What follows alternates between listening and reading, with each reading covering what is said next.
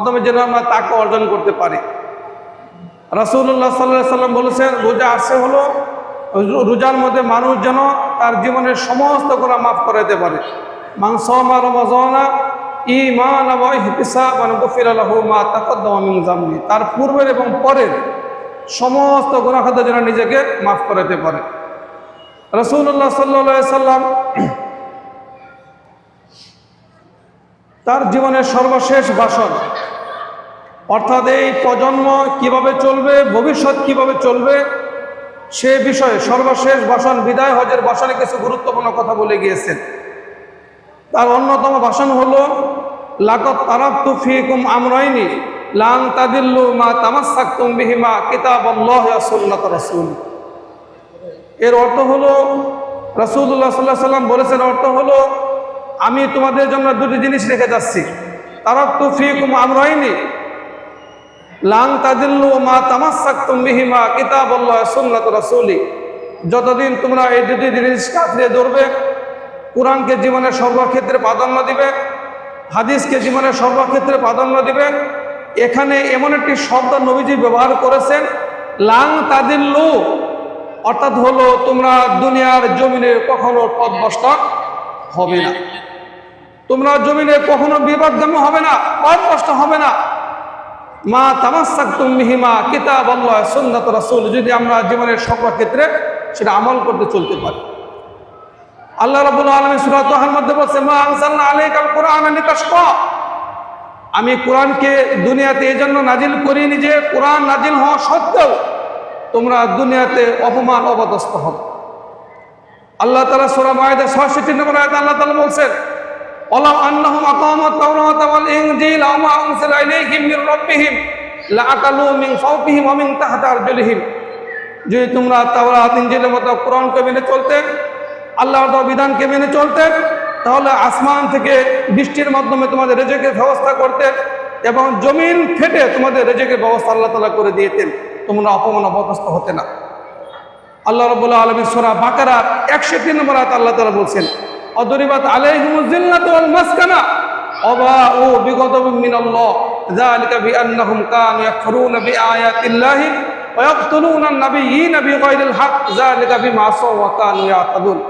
এখানে আল্লাহ তাআলা বলছে যে অদরিবাত আলাইহিমুজ জিল্লাতু ওয়াল মাসকানা, এই দুনিয়াতে তোমাদের উপর কেন জিল্লত, বিভিন্ন অভাব অনটন আসে, কারণ কি?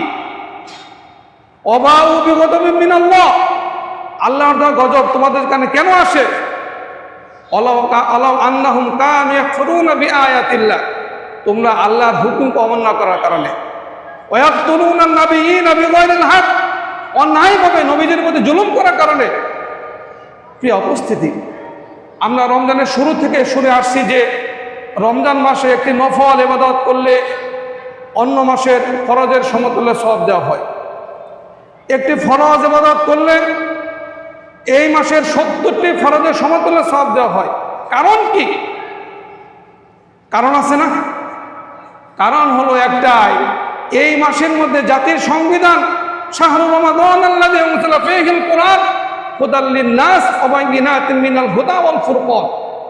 এই মাসের মধ্যে আল্লাহ তাআলা জাতির সংবিধান, জাতির পথ বাদেও কিভাবে মানুষ হেদায়েত দেবে সেই সংবিধান, এই কোরআনকে এই মাসের মধ্যে আল্লাহ তাআলা নাযিল করেছেন বিদায় এই মাসকে আল্লাহ তাআলা বাকি 11টি মাসের সর্দার বা রাজা বানিয়ে দিয়েছে। সুবহানাল্লাহ। তাহলে যে কোরআনের কারণে আল্লাহ তাআলা মাসকে সম্মানিত করে দিলেন। আমি অনেক জায়গায় উদাহরণ হিসেবে বলি, আমরা ছোটবেলা কোরআন পড়তাম না রেহালের মাধ্যমে, অথবা কোরআন যে গিলাপ, আগে তো গিলাপকে সুন্দর করে মুড়িয়ে আমাদের ছেলেমেয়েরা রাখতেন। কোনো কারণে যদি গিলাপটা রেহালটা আমার পায়ের সাথে স্পর্শ লাগতো, আমরা কি করতাম? আমরা চুমু খেতাম। কেন চুমু খেতাম? কারণ হলো কোরআনের সঙ্গে রেহালের সঙ্গে সম্পর্ক হয়ে গেছে। কি হয়ে গেছে? এটা সম্পর্ক হয়ে গেছে। তাহলে আমি যদি কোনো দোকানে যেয়ে বলি ভাই একটা কোরআনের গিলাপ বানাবো, আমার একটা কাপড় দেন, আমার ধারণা ম্যাক্সিমাম দোকানি সেই কাপড়ে টাকা নিবে না, নিবে? নেওয়ার কথা না, সাধারণত নিবে না। কিন্তু সেই গিলাপ যদি কোরআনের সম্পর্ক আসার কারণে সম্মানিত হতে পারে, কোরআন যদি সেই সৎ সঙ্গে স্বর্গবাস, অসৎ সঙ্গে স্বর্গবাস, সেই কিছুদিন সম্পর্ক সম্মানিত হতে পারে, তাহলে আল্লাহ বলছেন, নবীজি বলছেন, আমরা যদি সেই কোরআনের সমাজ গঠনের কাজ করতে পারি, আমরা যদি কোরআন নিয়ে সমাজ গঠন করতে পারি, কোরআন নিয়ে আমি আমার জীবন গঠন করতে পারি, তাহলে নবীজি বলেছেন লান তাদিল্লু মা তামাসসাকতুম বিহিমা, তোমরা দুনিয়ার জমিনে কখনো পথভ্রষ্ট হবে না।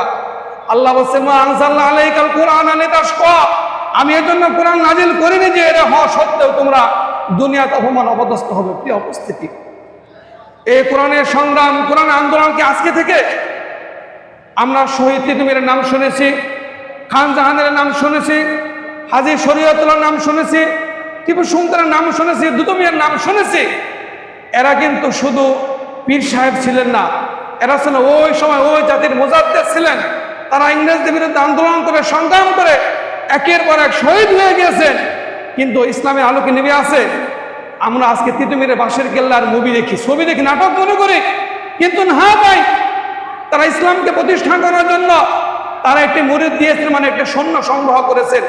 তারা তাদের সর্বোত্তম চেষ্টা সাধনাতে ইংরেজদের বিরুদ্ধে লড়াই করে গিয়েছেন, যার বিনিময়ে তাদের একের পর এক ফাঁসি দিয়েছেন। তারপরেও কিন্তু বন্ধ থাকেনি। তিতুমীর শহীদ হয়েছেন, শরীয়তুল্লাহ দাঁড়িয়ে গিয়েছেন, শরীয়তুল্লাহকে হত্যা করা হয়েছে, খান জাহানারা দাঁড়িয়ে গেছেন কিনা।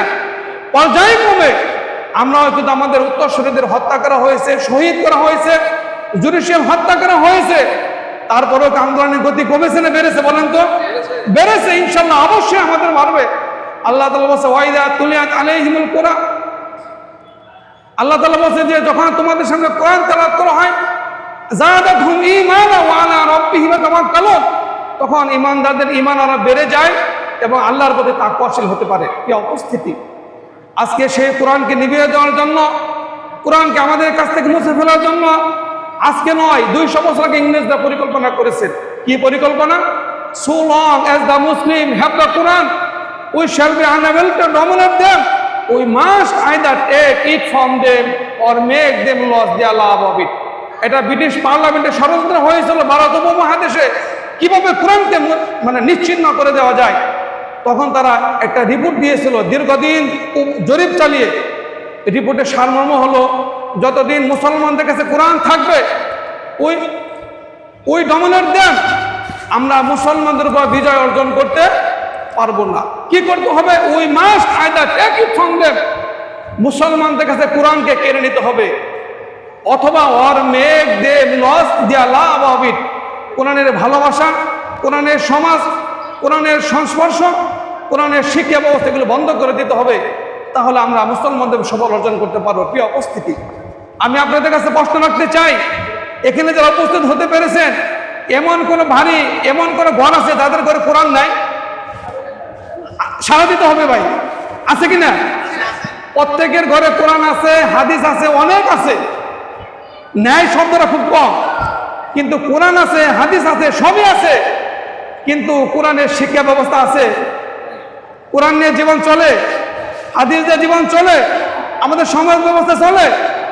ইভেন কি সবচেয়ে বড় দুঃখের বিষয় হলো, আমি যদি বলি ভাই সূরা ফাতিহার অর্থটা বলেন, এখানে শতকরা 80,000 লোকে বলতে পারবে না। পারবে?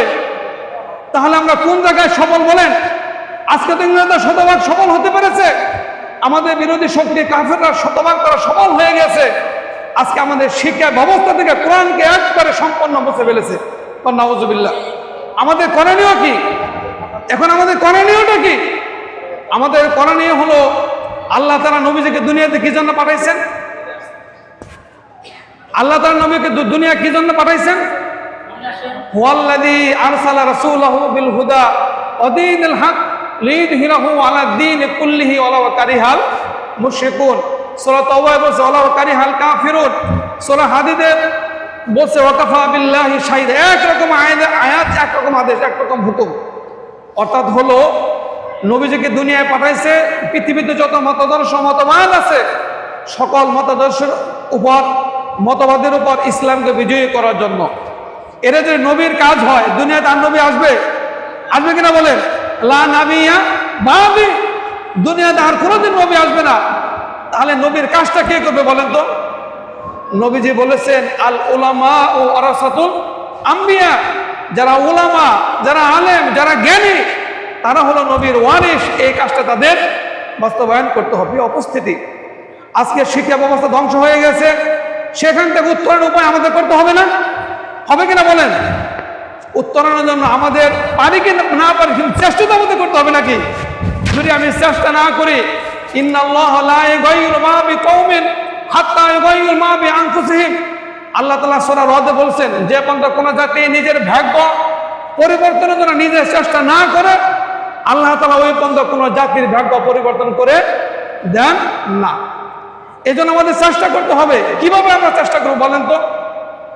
আজকে যদি আমরা আগে তো গাড়িতে অনেকে ড্রাইভাররা বিড়ি সিগারেট খাইতেন না, কিন্তু সরকারের ঘোষণা আসছে কেউ যদি গাড়িতে বিড়ি সিগারেট খায় তাহলে তাকে জরিমানা করে। বন্ধ হয়েছে কিনা বলেন? আজকে যদি আমাদের বর্তমান প্রধানমন্ত্রী তারেক রহমান একটা ঘোষণা দেয় যে আজান হলে পরে সমস্ত দোকানপাট বন্ধ, সকাল নামাজে যেতে হবে, যদি ঘোষণা দেয় রাষ্ট্রীয়ভাবে, সংসদ থেকে ঘোষণা আসে আইন করে, দোকান খোলা থাকলে জরিমানা হবে 50 টাকা যদি খোলা থাকে, এই ঘোষণা বাস্তবায়ন হতে কয়দিন সময় লাগতে পারে? বড় 3 মাস মানুষের প্র্যাকটিস হয়ে যাবে কিনা? কিন্তু আমি আপনি আব্দুল আলামিন আব্দুল করিম যদি 1000 লোক সারাদিন চেষ্টা করে কয়েক হাজার বছর, সেটা সফল হবে না। আমাদের করণীয় কি? আমাদের সংসদে আইন পাশের মাধ্যমে, আমাদের শিক্ষা ব্যবস্থার মাধ্যমে আমাদের কোরআনকে ম্যান্ডেটরি করতে হবে। আমরা যখন এসএসসি পরীক্ষা দেই, কেমিস্ট্রি পরীক্ষা পাশ করার জন্য, গণিতে পাশ করার জন্য, ইংরেজিতে পাশ করার জন্য আমরা ইংলিশ টাইপ করেছি না, দৌড়াইছি না? কেন দৌড়াইছি? আমাদের পাশ করতে হবে। আমার দাবি হলো, আজকে যদি আমাদের শিক্ষা ব্যবস্থায় কোরআনকে ম্যান্ডেটরি করে দেওয়া হয়, যেহেতু এই কোরআনের শিক্ষা করে ফরজ, নবীজি বলছে কোরআন ছাড়া তোমরা দুনিয়াতে সফল কাম হতে পারবে না, কোরআন নিয়ে সমাজ গঠন করলে তোমরা দুনিয়াতে বিভক্তি পথভ্রষ্ট হবে না। সেই কোরআনকে কেন সংসদে, সেই কোরআনকে কেন শিক্ষা ব্যবস্থা ম্যান্ডেটরি করে দেওয়া হবে না? এই কোরআনকে ম্যান্ডেটরি করতে হলে, আমাদের শিক্ষা ব্যবস্থা পরিবর্তন করতে হলে, শিক্ষা ব্যবস্থা কোরআনকে একবারে সিলেবাস ভিত্তিক করতে হলে কি করতে হবে? আমাদের সংসদে আমাদের ভালো প্রতিনিধি পাঠাইতে হবে কিনা? যারা ভালো লোক, যারা ভালো আলেম, ভালো জ্ঞানী, তাদেরকে সংসদে পাঠাইতে হবে।